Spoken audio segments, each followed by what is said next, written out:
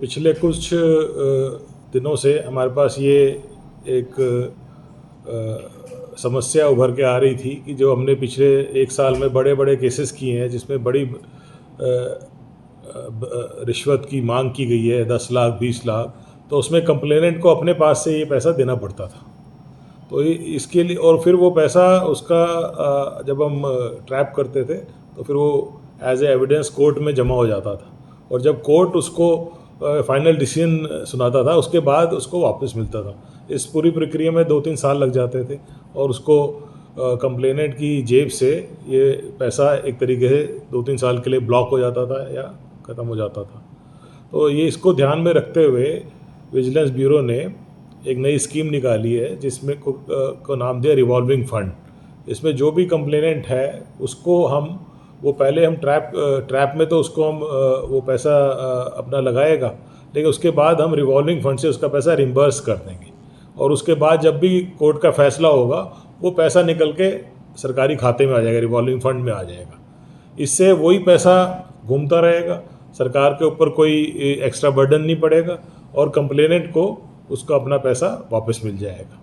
तो ये सरकार ने इसकी इन प्रिंसिपल अप्रूवल दे दी है और जल्द ही हम इस स्कीम को लागू करने जा रहे हैं।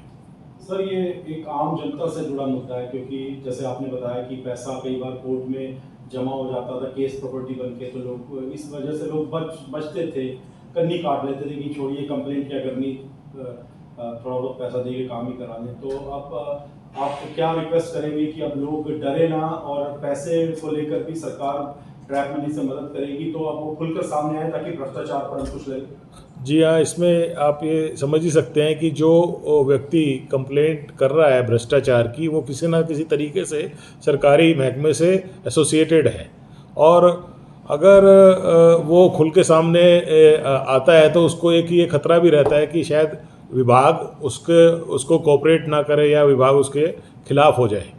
तो इससे, और दूसरी बात ये आती है कि उसको अपनी पर्सनल सेविंग में से पैसा लगाना पड़ता है। जैसे अभी HPSC का जो केस हुआ उसमें 20 लाख की डिमांड थी, तो 20 लाख उसने कंप्लेनेंट ने अपने पास से लगाया। इसे इतना बड़ा अमाउंट है, ये कोई भी पब्लिक मैन दे नहीं सकता है। तो और इसलिए जो छोटे छोटे रिश्वत मतलब जो छोटा अमाउंट अफोर्ड कर सकते हैं वो फिर सामने नहीं आते हैं। तो इसी स्कीम को, मतलब इसी को सफल बनाने के लिए ये नई स्कीम लॉन्च करी गई, जिसमें सरकार ही इन अ वे उनको रिम्बर्स करेगी। उनका जो पैसा उसमें लग रहा है वो उनको वापस कर दिया जाएगा, ताकि उनके ऊपर कोई फाइनेंशियल लायबिलिटी ना रहे। वो 1-2 महीने में हम उसको वापस कर देंगे। आप सब क्या मैसेज देना चाहेंगे प्रदेश की जनता को, मेहनत कर रहा है करप्शन को हटाने में?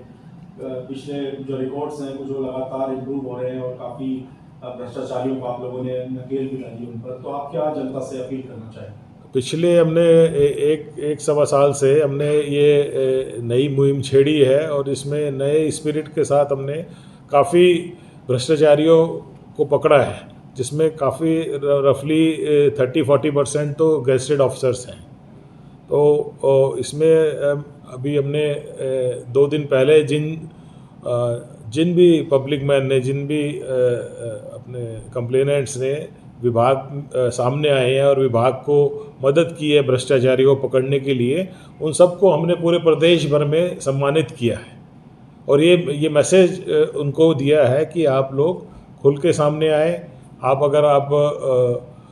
इसमें हमने 2-4 चीज़ें की। एक तो हमारा टोल फ्री है, वो हमारा 24 घंटे चलता रहता है।